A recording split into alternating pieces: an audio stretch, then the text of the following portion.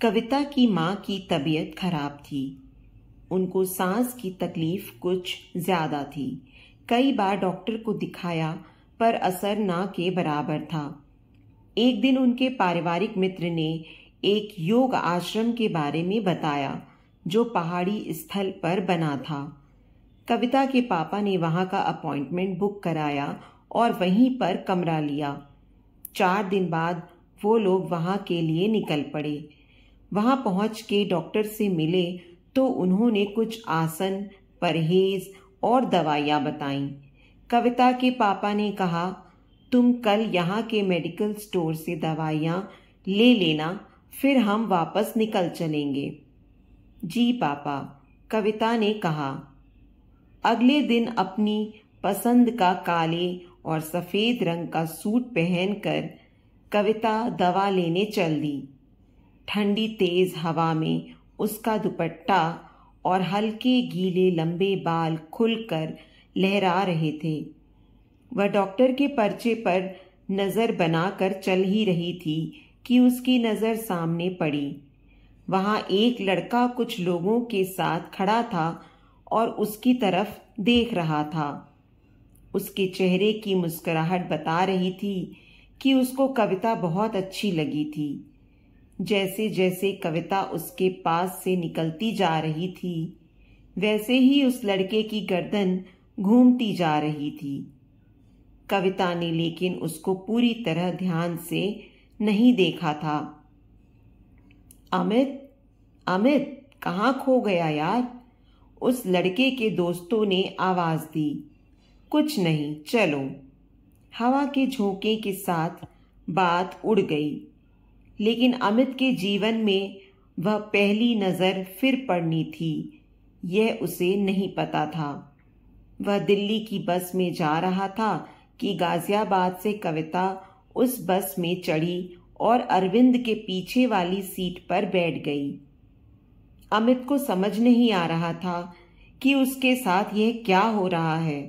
कौन है वह लड़की जो उसको दिखती है? ऐसा लगता है कि भगवान ने उन दोनों का साथ लिखा है। वह किसी न किसी बहाने साइड से या फिर पूरा पीछे होकर उसको देख लेता था। उसको अच्छे से देखने के लिए वह 15 मिनट पहले ही गेट के पास जाकर खड़ा हो गया। कविता को थोड़ा अटपटा लग रहा था, इसलिए वह किताब पढ़ने लग गई। थोड़ी देर बाद उसका भी स्टॉप आने वाला था, इसलिए वह गेट के पास जाकर खड़ी हो गई। बस रोकने के लिए ड्राइवर ने जोर से ब्रेक लगाया तो कविता झटके से आगे की तरफ गिरने लगी। बस की सीट पकड़कर उसने खुद को संभाला और दुपट्टे को जोर से पीछे की तरफ कंधे पर डाला। स्टॉप आने पर वह बस से उतर गई। साथ साथ अमित भी वहीं बस स्टॉप पर उतर गया और कविता को ऑटो में जाते हुए देखता रहा। उसे अपने आप पर गुस्सा आ रहा था कि आज कुछ तो पता कर पाता उस लड़की के बारे में। इस तरह कई साल बीत गए। अमित आज एक बड़ा डॉक्टर था। एक दिन उसके पास एक औरत का अपॉइंटमेंट आया। कविता ने जैसे ही अमित के केबिन में प्रवेश करा, अमित उसको पहचानने में एक पल भी नहीं चूका। कविता तो उसको वैसे भी कुछ खास नहीं पहचानती थी।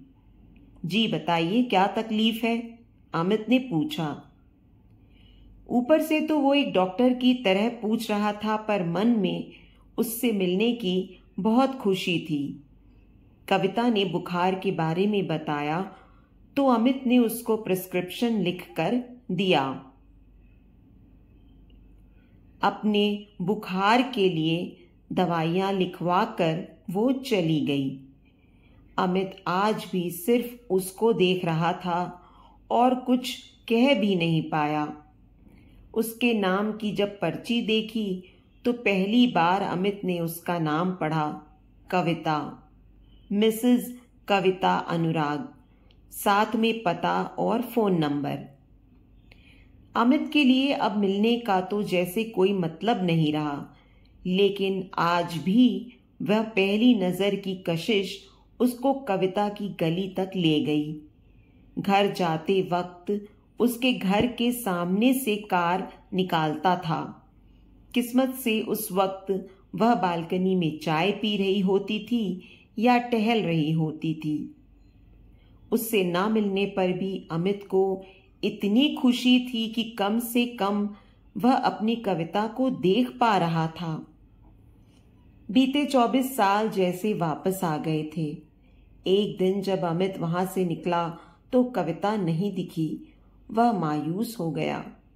उसके बाद जब कई दिनों तक वो नहीं दिखी तो उसने फोन मिलाया। काफी देर बाद किसी ने फोन उठाया तो पूछने पर पता चला कि अनुराग कविता को परेशान करता था। अब जब उनका बेटा पढ़ लिख कर विदेश नौकरी के लिए चला गया और कविता को भी कहीं नौकरी मिल गई तो उसने अनुराग से तलाक ले लिया और हमेशा के लिए घर छोड़कर चली गई। अमित की जिंदगी में एक अंतहीन खालीपन सा आ गया था। अपने दिल से वह कविता के लिए पहली नजर का प्यार तो कभी भुला ही नहीं पाया था और इसलिए आज तक अकेला था। उसने शादी भी नहीं की थी और अब उसके माँ बाप भी छोड़कर जा चुके थे। अमित ने कहीं आना जाना भी ना के बराबर कर दिया। उसकी जिंदगी की गाड़ी घर से हॉस्पिटल के बीच में ही चल रही थी। बेरंग चलती जिंदगी में एक दिन उसके पास एक फोन आता है। हेलो, आप डॉक्टर अमित बोल रहे हैं? मैं कामकाजी महिला आश्रम से सविता बोल रही हूं। जी बताइए, अमित ने पूछा। सविता बोली, जी डॉक्टर साहब, हमारे आश्रम में करीब हर उम्र की औरतें हैं जो कोई ना कोई रोजगार या नौकरी करती हैं। इसी मेहनत के चलते अपने शरीर का पूरा ध्यान नहीं रख पाती और अक्सर बीमार रहती हैं। मेरी आपसे प्रार्थना है कि आप हमारे आश्रम में कुछ दिनों का एक वर्कशॉप कर लीजिए ताकि उनको जानकारी और मदद मिल सके। पहले तो अमित टालने की सोचता है, पर भलाई के लिए उनकी बात मान लेता है। अमित तय दिन आश्रम पहुंच जाता है। सब लोग उसका वहां अच्छे से स्वागत करते हैं। अमित सब औरतों को उनकी सेहत के बारे में बहुत अच्छे से जानकारी देता है। सबको उसकी वर्कशॉप में बहुत अच्छा लगता था। इसी तरह सबकी समस्याओं का समाधान करते हुए अमित को 6 दिन बीत गए। आखिरी दिन जब वह सब औरतों के सवालों का जवाब दे रहा था तो हॉल के दरवाजे से प्रवेश करती हुई उसे कविता नजर आती है। अधेड़ उम्र की कविता को इतने साल बाद भी अमित ने पहचानने में कोई गलती नहीं करी। वह बोल तो रहा था सब औरतों से, लेकिन इस बार मन में दृढ़ निश्चय करता जा रहा था कि कविता से अपने मन की सारी बात कह देगा। उसके बाद फिर देखा जाएगा। वर्कशॉप खत्म होती है। अमित सीधा कविता के पास जाता है। हेलो, मेरा नाम अमित है। आप शायद मुझे नहीं जानती, पर मैं आपके बारे में काफी कुछ जानता हूं और आपको पिछले 24 सालों से भुला नहीं पाया हूं। यह बात सुनकर कविता चौंक कर पूछती है, भुला नहीं पाए मतलब? हम तो कभी मिले ही नहीं। मिले हैं कई बार, अमित ने मुस्कुराकर कहा। कई बार? कब? कविता ने अचंभित होकर पूछा। सबसे पहले आश्रम में जब तुम अपने माँ बाप के साथ आई थी। काले सफेद सूट में पहली बार तुम्हें देखा था और तभी से तुमसे प्यार सा हो गया था। दूसरी बार दिल्ली की बस में तुम मेरे पीछे आकर बैठ गई थी और जब बस को झटका लगा था तुम्हारा यह झुमका गिर गया था जो आज भी मैंने संभाल कर रखा है। कहते कहते अमित ने अपने गले की चेन में बंधा झुमका दिखाया।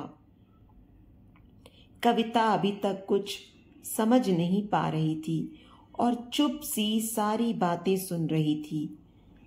अमित उसको अब क्लिनिक में आने की और उसके बाद उसके घर के चक्कर लगाने की बात बताता है। जब तुम कई दिनों तक नहीं दिखी तो तुम्हारे घर फोन करने पर तलाक के बारे में पता चला। मुझे लगा तुम अपने बेटे के पास विदेश चली गई हो।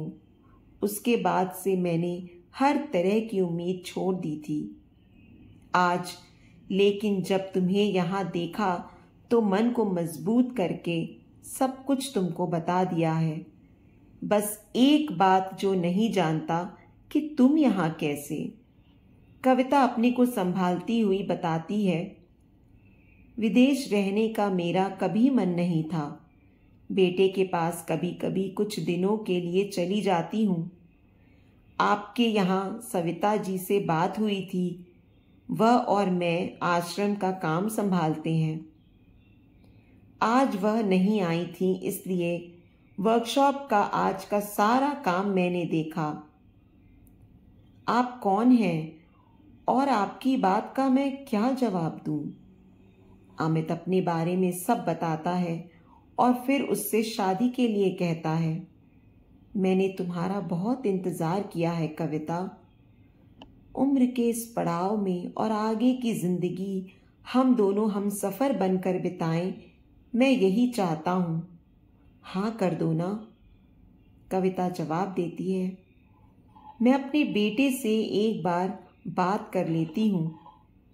कविता फ़ोन करके आती है। वह कुछ नहीं बोलती और मुस्कुराकर अमित के हाथ से कान का बूंदा ले लेती है और पहन कर कहती है, तुम्हारी पहली नज़र के प्यार को उम्र के इस पड़ाव में चलो एक मंजिल देते हैं। तो दोस्तों, उम्मीद करती हूँ आपको हमारी कहानी पसंद आई होगी। कहानी पसंद आई है तो वीडियो को लाइक करें, चैनल पर नए हैं तो चैनल को सब्सक्राइब करें और हाँ, नोटिफिकेशन बेल को ज़रूर दबाएं ताकि अगली अपडेट सबसे पहले आपको मिले।